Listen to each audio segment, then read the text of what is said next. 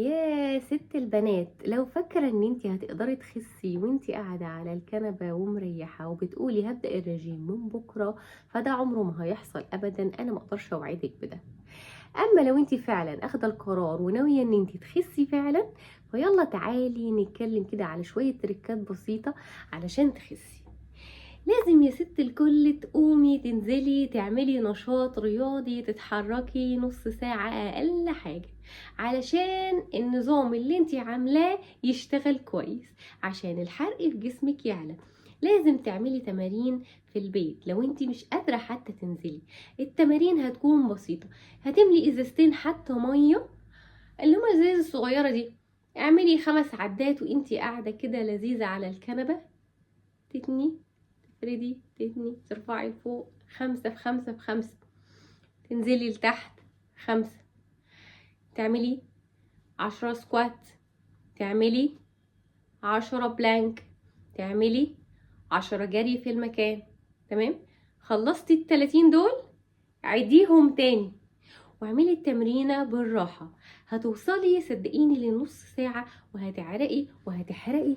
وكمان لما هتمشي على النظام الغذائي اللي انا كاتبهولك، وبسيط بسيط النظام، نص الطبق سلطة والنص التاني ربعه حتة الفرخة او اللحمة، والربع الاخير الرز اللي هتاكليه.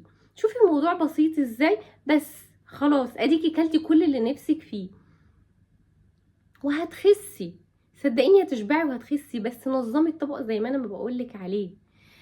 العشاء هيكون ثمرتين فاكهة، والفطار هيكون نص رغيف مع بيضتين، عشان انا عارفة انك مش قادرة تستغني عن العيش في اول النظام. مفيش مشكلة، هدخلهولك في اول اسبوع، وبعد كده هنبدأ نتعود على عادات صحية اكتر فاكتر. مش هقدر احرمك من العيش مرة واحدة، عارفة ان انتي متعودة عليه وانه شيء اساسي جدا في يومك وفي نظامك. مش هشيله مرة واحدة، هنتعود على ان احنا نشيل العادات السيئة واحدة واحدة. اول عادة هنشيلها في يومنا هي السكر الابيض، وده انا منعته من النظام خالص، ومش قادرة بصراحة ان انا اتدرج معاكي فيه. انتي هتشيليه وهتبدليه بسكر ستيفيا في الاول، وبعد كده هتبدأي تقللي واحدة واحدة برضو سكر الدايت. هتبدأي تتعودي واحدة واحدة والموضوع هيبقى سهل معاكي. تاني حاجة انا شلتها من النظام خالص هي المقليات، دي مش هقدر ان انا احطها لك خالص. ممنوع البطاطس المقلية، ممنوع الفراخ المقلية، ممنوع الكبدة المقلية، ممنوع اللحمة المقلية.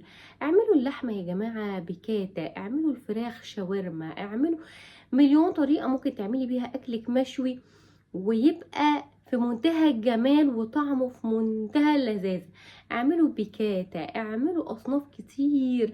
والله عندي متابعة بتبعت لي اكلات انا نفسي بحبها وبحب ان انا انفذها.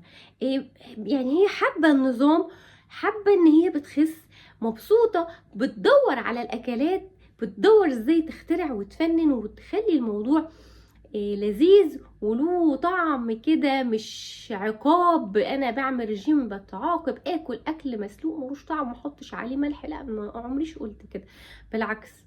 مليون وصفة ممكن توصلك للاكلات الصحية. كمان انا هعمل لكم وصفات عن مخبوزات صحية بالعدس وبالشوفان جميلة، عشان بديل للجلوتين، عشان نتخلص من الجلوتين واحدة واحدة بإذن الله.